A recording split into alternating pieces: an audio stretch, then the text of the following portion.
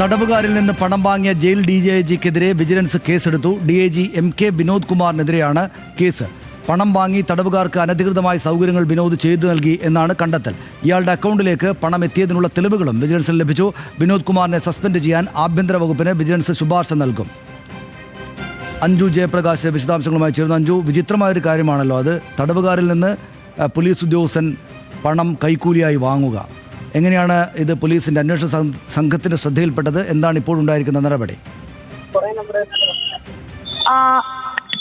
അതായത് ഗൂഗിൾ പേ വഴി ഒരു 2 ലക്ഷത്തോളം രൂപയാണ് ഈ DIG കൈപ്പറ്റിയതെന്നാണ് ഇപ്പോൾ വിജിലൻസ് സംഘം കണ്ടെത്തിയിരിക്കുന്നത്, സനീഷ്. അതായത് തടവുകാരിൽ നിന്നും തടവുകാരുടെ ബന്ധുക്കളിൽ നിന്നും അവരുടെ സുഹൃത്തുക്കളിൽ നിന്നടക്കമാണ് ഈ പണം കൈപ്പറ്റിയിരിക്കുന്നത്.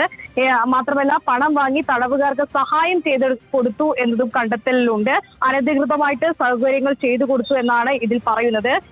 ജയിൽ DIG ആയിട്ടുള്ള വിനോദിനെതിരെയാണ് വിജിലൻസ് ഇപ്പോൾ കേസെടുത്തിരിക്കുന്നത്. പ്രാഥമികമായിട്ട് എൻക്വയറി നടത്തിയതിന് ശേഷമാണ് ഈ കേസെടുത്തതെന്നാണ് വിജിലൻസ് പറയുന്നത്.